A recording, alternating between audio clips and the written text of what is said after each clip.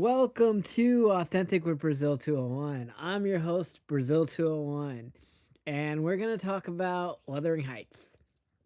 So here's the thing I'm going to go straight into this because if you're listening to this, you obviously are expecting spoilers. But before we get into all this, I just want to say, I never read any of the books. I know this is a book. I have never read the book. I tried to listen to the Audible version. I thought it was like stupid, and I've never seen any of the previous incarnations of the movie ever. So I like just went in straight in.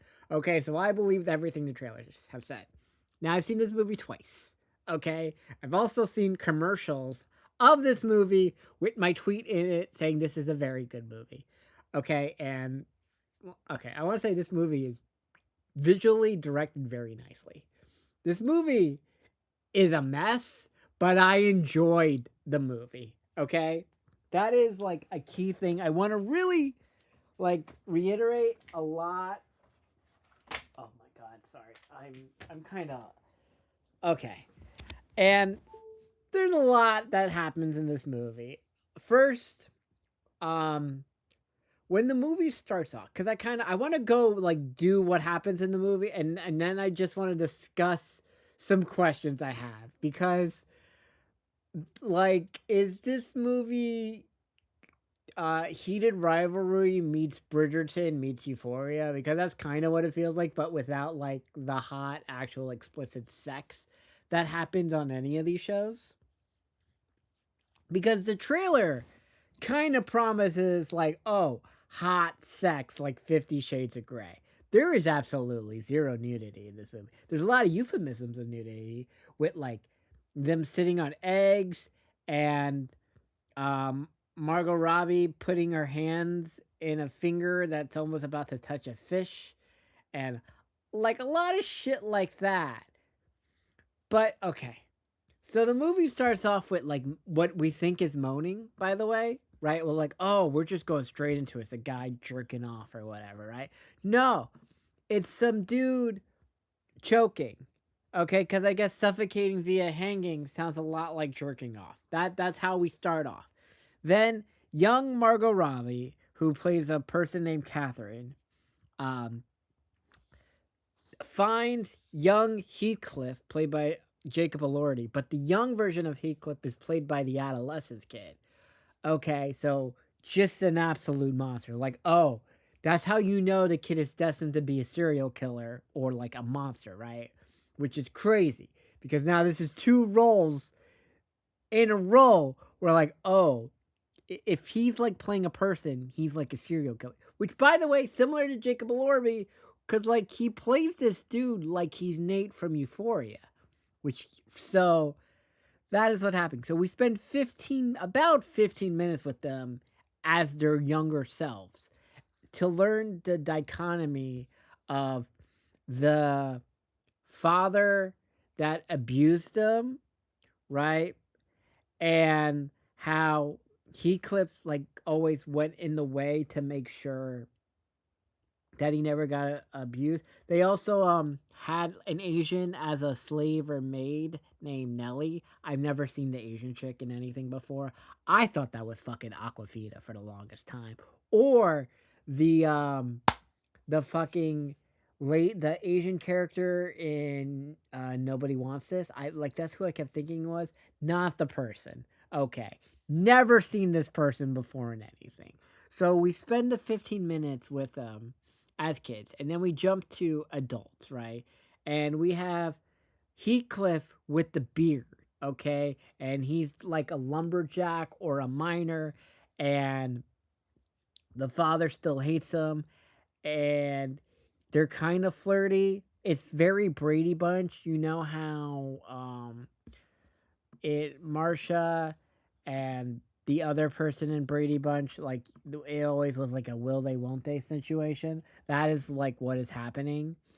And Catherine, which is Margot Robbie's character, sees their hot new rich neighbor who is like lives next to them, and he like gets smitten by him. The neighbor is Indian. Now I am confused because his sister is Allison Oliver from Task, who is a very hot white woman. Okay, like, so who plays a person named Isabella, who's supposed to be like an aloof person, who's like very like, oh, okay. So then Catherine spent like 6 weeks with Edgar, and he comes over and he asks the alcoholic dad, "Can I marry her?" Like for permission, and Heathcliff overhears, and for whatever reason, she's allowed to bring her Asian when they get married. So they all live in this new house together, and Heathcliff is gone, and we get like a montage of sex scenes, but like boring sex where she's just like, just accepting missionary and anal and blah blah blah. And like there's a time jump, I guess, of 2 years of it, and I guess she's pregnant. Like I guess boom, like they find out they're pregnant, whatever. Then Heathcliff comes without the beard, right? Very tall, very swaggerish, and she's like, "This is my brother," and we get the scenes from the trailer where Isabella's like really turned on by him, and Isabella talks to Catherine like, "I want him to fuck me," and she's like, "You can't handle it. He's a monster and the darkness and all of this shit," and she's like, "You shouldn't care because you're married to Edgar, and I want to marry him or whatever." And Catherine tells Heathcliff like, "Oh, Isabella wants to marry you." It's like, "Oh, okay." Right? That. And they like walk out, and then we have this montage of Heathcliff and Catherine just fucking throughout everything, right? They're just fucking, but the sex scenes aren't really like they're hot, but they're like below Riverdale. Like Riverdale had hotter sex scenes, more explicit, and Riverdale was on the CW. Okay? And so they're banging and all of this. And the Asian chick, Nellie, is like, "You shouldn't do this. You're with child." And Heathcliff is like, "When you got married, I was there and I was hoping you would fight for me or whatever." So then Catherine's like, "You're a betrayer," or whatever, and tells Nellie, "You're fired." Then before Nellie tells Edgar, "Oh, your wife has been fucking Heathcliff." And so Nellie doesn't get fired, and then Catherine isn't allowed to do anything or whatever about that. So then Heathcliff sneaks into the house, and he's like, "Isabella, I do not want you. I just want to fuck you. I want to use you to make you jealous." And they have the craziest sex. And then he uh, puts a dog collar on her, and she wolfs, and she really enjoys being like a sex slave to this. And he's like fucking her anally and of a lot of other shit. And I'm like, damn. Like, I think, which is crazy in this movie, right? Um, I think Allison Oliver like ends up hotter than Margot Robbie, and I'm kind of confused about what age everyone's supposed to be, because I don't think Margot Robbie can't play mid-20s anymore. I'm sorry. And Allison Oliver's character seems to be like she's 18 or 19, and Allison Oliver is like 30, okay, and she can still play 18 or 19. This is the issue, that there's only like 5 Gen Z stars, right?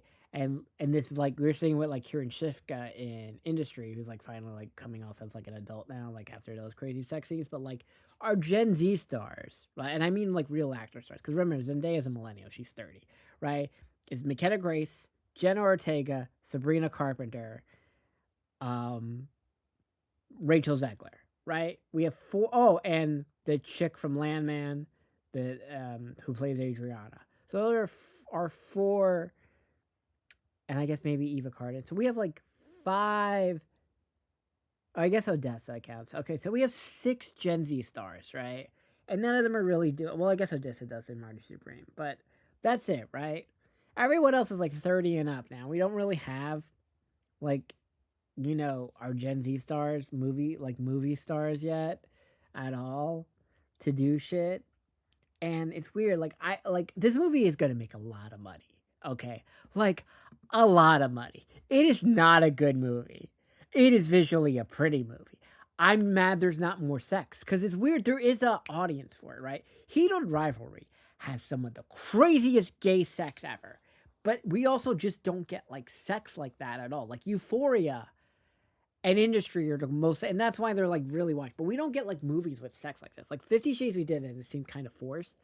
And nobody wants. I mean, people we meet on vacation, right? People wanted like hot, heavy sex between Emily, Poppy, and Alex, right? Because like the people want it, okay. But for whatever reason, Gen Z audience is like, we don't like sex, and this is like this weird dichotomy with this. Oh, Heartbreak kills Margot Robbie's character, and she says she had a miscarriage, but she like no one believes her, so she ends up getting sepsis because they never like get the miscarriage out, and then she dies, and the bed's full of cover and blood, and that's what happens. Okay, and there's a line in the movie that I can't remember. I'm seeing this movie again because there's just a line I really. Do women want to be walked like a dog and then fucked doggy style with like a dog collar, and then they rough like woof woof. There's a lot of woof woof in this, and he's like right again, because Heathcliff can't read or write, I guess, so he just makes Isabella do it. I'm just like, okay, and I'm just like, I was promised hot sex in this movie. We do not get hot sex. This feels like less sex than Bridgerton. And let's listen, and I mean all the Bridgerton stuff, the fat girl season, the Asian girl season, the other seasons. Like, I'm very confused. I liked it. Bad movie. I very much liked how it was shot. It is a beautiful movie. I went in knowing nothing. I have never read these books or whatever the fuck is going on. So I'm like, okay, that is what we're doing. Completely. I got no beef. I got no beef. Okay. I just want to know, A, is Allison Oliver single? Because she's very hot. Because, like, right now, Ella Purnell and Emily Batter are my 1 and 2 white women. Allison Oliver is, like, in the 5. Okay? Like, because it goes Ella Purnell, Emily Batter, and I want to say, like, Paige DeSorbo, but sure. And there's, like, Victoria Justice and Lucy Hale, Cassie David, Daisy Edgar Jones. Like, Allison Oliver has this quirkiness. Like, maybe it would work better if you swapped it, or if Allison Oliver was a Margot Robbie character. It's weird because like Margot Robbie's 35 and she can't play young 20s anymore. Because it's just weird. I want a hot sex movie. And Jacob Elordi is really tall. And there's a lot of sex. And I'm just still confused because like the Indian guy and his white sister. And I just kept thinking of Industry with Rishi because they're somewhere in England, and I understand the class systems that no one likes Indian people and all of this other shit. I'm like, okay. But like the movie's gonna make bank because I was like, look, this movie sold out like all throughout like the Dolby screenings and the IMAX screening all throughout Manhattan. So that is that. I enjoyed it. I don't think it's great, but this was, I guess, our first real like um, blockbuster movie of the year. But everyone's like, what about Bone Temple and um, Send Help? They're not blockbusters. Like they were never pitched as blockbusters. This was like, this is the first blockbuster of the year, and it will make the money. I think it would have made more money because this is a Valentine's Day movie if it had hot sex. Okay, like real sex. And I get it. Margot Robbie like apparently only had her kid 2 months before she shot this, but I'm like, Jacob Elordi is basically playing his Euphoria character who had some crazy sex on Euphoria, right? And Alison Oliver also wanted to get like fucked down on task. So that is that on this movie. Also, so yes, redo it. Yeah, you can redo this movie with the fucking with the people you meet on vacation people. Just do it, okay? Do it. Do it again. Come out, because apparently this movie's been adapted 37 fucking times. And I have not seen any of these fucking adaptations. And this movie can't be that hard to like fucking pump out.